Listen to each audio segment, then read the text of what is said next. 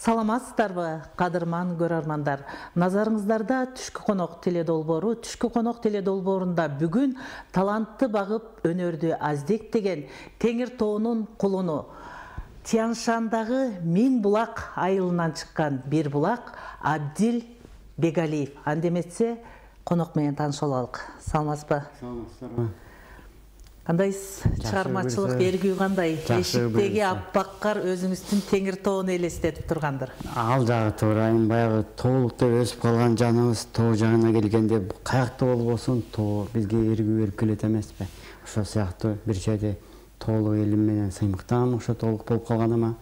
Анан жалпы жолдон ушул эфирден бардык биздин жердештериме, айылдаштарыма жана деги эле кыргыз элиме баарына таазим этип салам бергим келет. Ассалам алейкумдар, жол арбаңыздар. Абдан жакшы. Чыгармачылыкка аралашканыңызга канча убакыт болду, агай? Мен чыгармачылыкка буга чейин өзүмчө эле жазып алып, ыр жаздым деп кубанып тетиратыма катып жүрөт элем. Анан бирөөлөрдөн айтып калсаң, сен өзүң эле кубана бербей, элди кошо кубантпайсыңбы? Мындайча айтып көрбөйсүңбү дегенден макул деп жылын унутуп калдым. Ошол убакта Супер Инфо деген газета аябай жакшы чыгып атты эле. Анан ошого бир алып барып көрөйүнчү деп алып барсам, сен жакшы жазат турбайсыңбы? Уланта бер деп дем берип койду эле да. Анан же менде устат деле жок, бирөөнү ээрчип үйрөткөндөй. Анан ошонун артынан эле анан кой ушундай кылышым керек экен деп, анан чогултууларын жазып, элге аракет кылайын деп калгам. Анан ортодо жашоо шарт менен кайра Москвага кетүүгө туура келип калды. Анан аяктан деле жазып жүрдүм, бул нерсени таштай албайт экенсиң. Анан азыркы учурда Камчы Юсупов деген агайыбыз бар, обончу композитор. Ошол менен иштешип, ал обон чыгарып ырларыма аранжировкалар жаза албайм буюрса, ушу январь айынын аягы менен жаңы жылдын биринчи кадамы менен ошол өзүмдүн автордук китебимди чыгарайын деген үмүттө турам. Абдан жакшы, боосу бекем болсун. Анда эмесе жалпы көрөрмандарга ырыңыздан окуй отуруңуз. Чоң рахмат. Анда мен ошо бай нарындык болгондон кийин, тоолук болгондон кийин ушул өзүмдүн нарыным жөнүндө ырды ошондон баштайлы. Баарысын жаттай алып өткөнбүз, ошончо 200 ырдан телефондон окуп берип турайын, жаман көрбөсөңүздөр. Абдан жакшы. Учкуну учуп жалындын, умтулуп сени сагындым. Уялай учкан шуңкардай, уулумун тоолу нарындын. Тоосуна балкып агылдым, булагы болуп асылдын. Жийдеси өсүп буралган жигити болом нарындын. Кулпунуп суудай агылдым, куту бар тоолу айылдын. Кубатпен берет жүрөккө, кулуну болом нарындын. Турсам да узак алыста, туу тутам сени нарыным. Туйлаткан жүрөк кабынан, тумарым сенсиң нарыным деп жазган чыгарма. Абдан жакшы.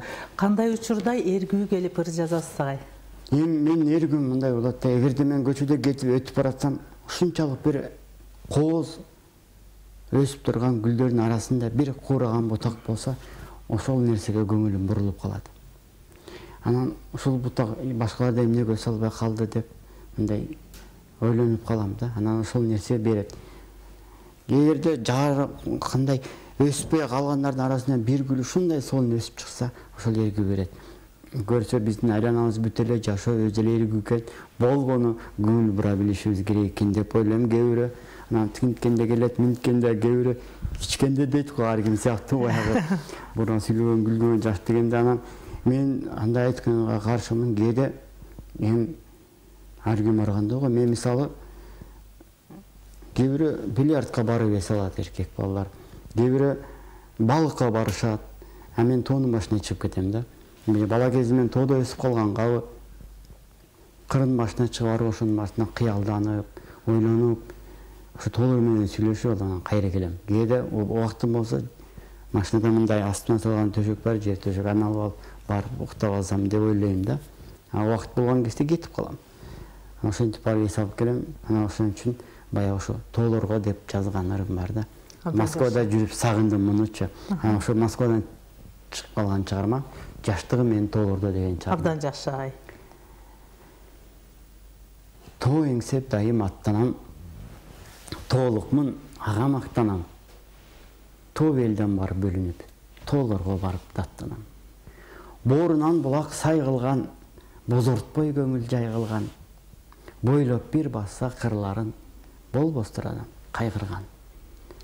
Жан кубат толду жерге мен, жакшылык ырыс жер деген. Жаштыгым калды өзүңдө, жарыш ойноп жел менен.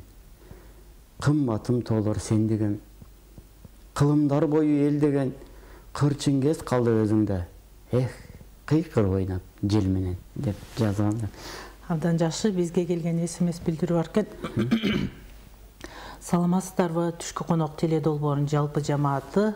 Абдил агай, сизге ишиңизге ийгилик каалайбыз. Чыгармачылык бийиктиктерди багынта бериңиз. Мен дагы 17 жаштамын, ыр жазганга кызыгып жүрөм.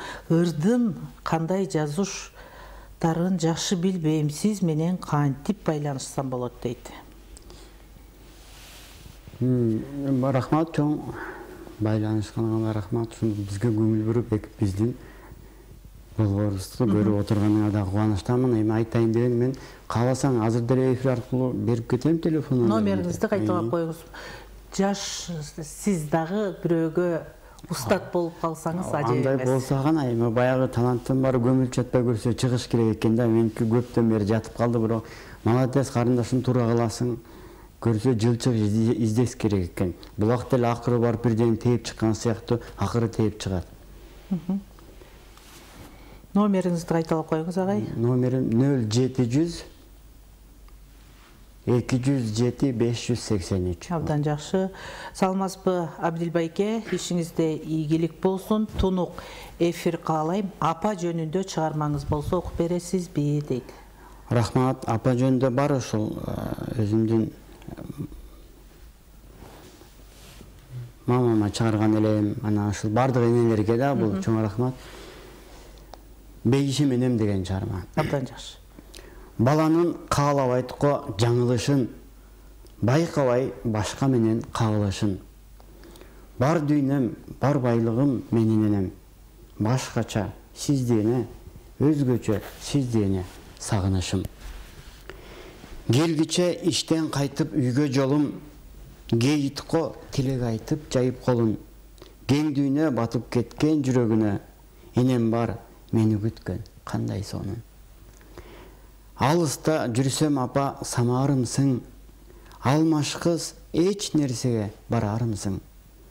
Ааламды жарык кылып тартуулаган апакем жанар тоодай жанарымсың. Бар байлык бул жашоодо энем керек, балдарга ырыс туусун сактап берет. Эненин жүрөгүндөй жүрөк болсо, жер жүзү бүт ааламды бейиштемек деп жазган чыгармамды. Абдан жакшы. Ал эми оончулар менен иштешип жатам деп калдыңыз. Канча ырыңызга оон чыгып калды? Азыркы учурда 5-6 ырларым бар. 6-нун бирөөсү аранжировка бүттү, экинчиси бүтөйүн деп калды. Калгандары иштелип атат. Бала бул биздин каныбыздан, жаныбыздан жаралса, ырыбыз, китебибиз биздин руханий байлыгыбыз дейт. Сиз жакында ар бир ырды толготуп, ар бир ырды жан дүйнөң менен, руханий азык менен чыгарган буюрса, жакшы жаңылыгыңыз бар экен. Ошол жаңылыгыңыз менен бөлүшсөңүз. Жаңы китебиңиз. Мен ушул жаңы китеп, мен азыр ушул багы кайрыктар казынасы деп өзүбүздүн адабий бирикмебиз бар. Ошонун мүчөсүмүн да. Анан ошолор аркылуу баягы чогулуп иштешип, анан бири-бирибизге ырларыбызды жиберип, сын пикирибизди айтып, мыжер мындай деп кеңешип турабыз өзүбүздүн эмес группабызда. Анан сырткары алардын дагы баары бир канчалык өзүң мен кыйын билем десең дагы баары бир кеңеш керек болот экен. Анан ошон үчүн баягы кеңешип, сурамжылап буюрса, анан иш башталганы калды. Азырынча мындай чогулуп авторлор китеп чыгарып аткандарына бирок автордук өзүмдүк чыга эле. Анан ошоруке даярданып аткан аябай бир чети башым башталды эле, өзүмчө толкунданып жүрөм да, мындай айтканда кубанып кайра карап коюп элем. Баягы сен айткандай чын эле бул иштен келген баладай болуп эле чынында аяр мамиле кылып калат экенсиң.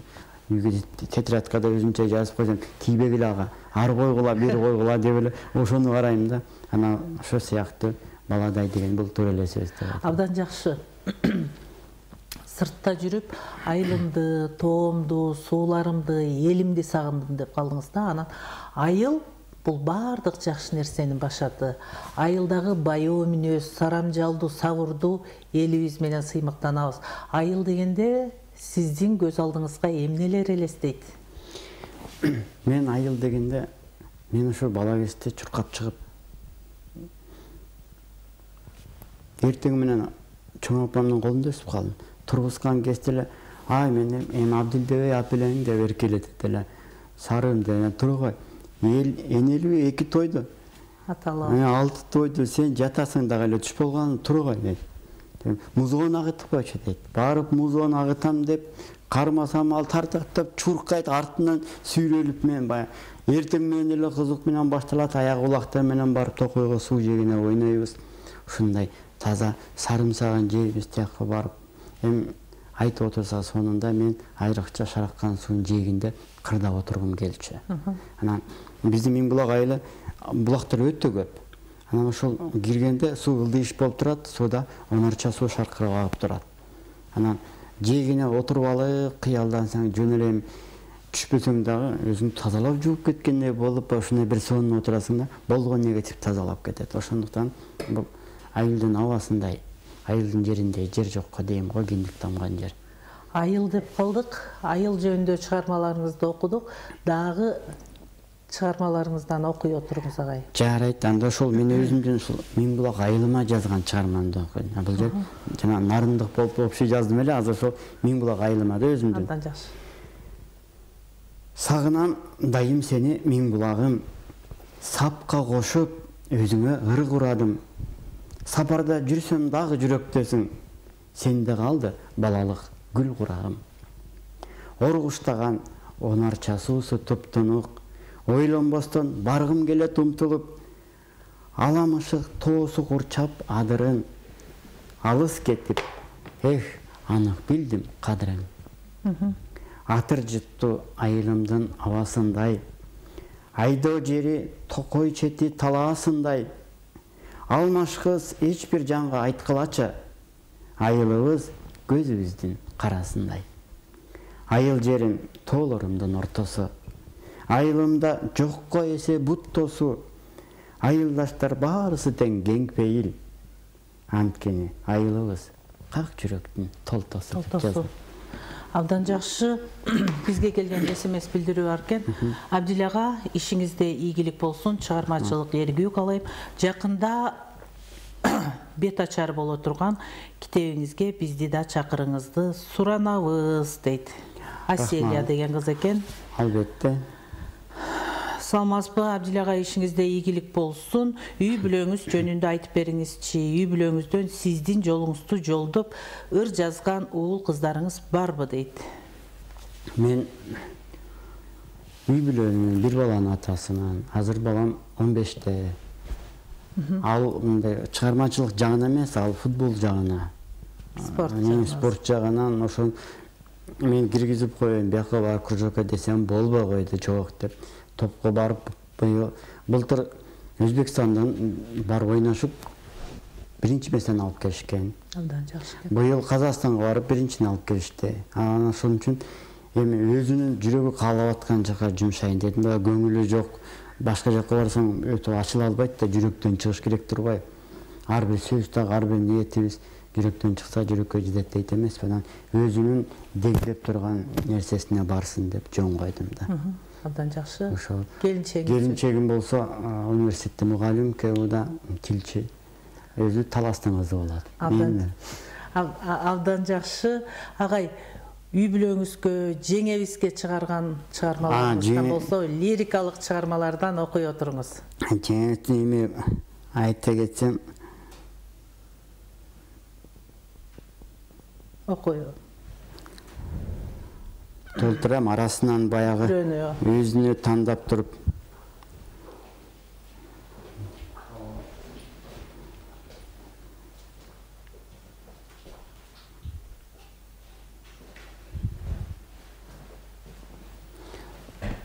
Эми бул чыгармамда мындай болуп калган, баягы мен бош кезде жөн отурбайын деп анча-мынча Нарын Бишкек багытына каттап калат элем.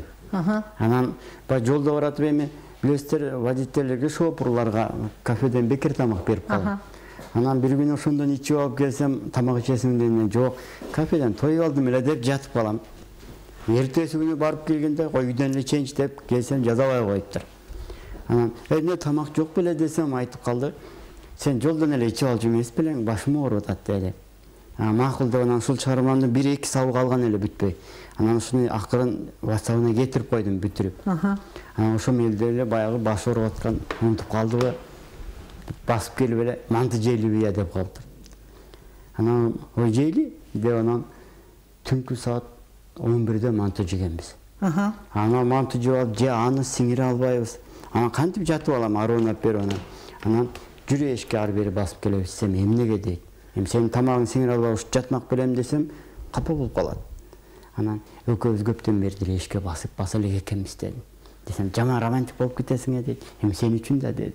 Экөө эшикке чыктык, нөлпөт коладан ичип тамагы ыйласын деп. Бирден мороженое жеп анан айланып басып келип жаттык да, ойлоп көрсөм чын эле ары бери басып, жанымдагы жолдошубузга бул эркек негизи мойнубузга алышыбыз керек, көп көңүл бурбай коет экенбиз да. Ооздун жели болгон ушул жылуу сөздү арнабай коет экенбиз. Барын ыйратып келип койгонсу эшиктен. Анан ушулардын өзүмө сабак болду да, анан ушул сен үчүн деп жазган элем. Өзү сары, анан көзү көк да. Ушул көзүнө жазгам да чыгармасы. Көргөндө сезим күч алат, көргөндө жаным көзүңдө. Көрүнбөй жанды кыйнаган күлөкөм издейм өзүңдү. Жан дүйнөм, сүйүбөй ишим, жактырбайм сенин кейишиң. Жароокер сулуу жалжалым, чыдамсыз күтөм келишиң. Карабайм эми жашка да, каратпайм сени башкага. Кааласаң калам сен үчүн, кожо жаш болуп аскада. Кызганам неге билбеймин, чок болом бирок күйбөймүн.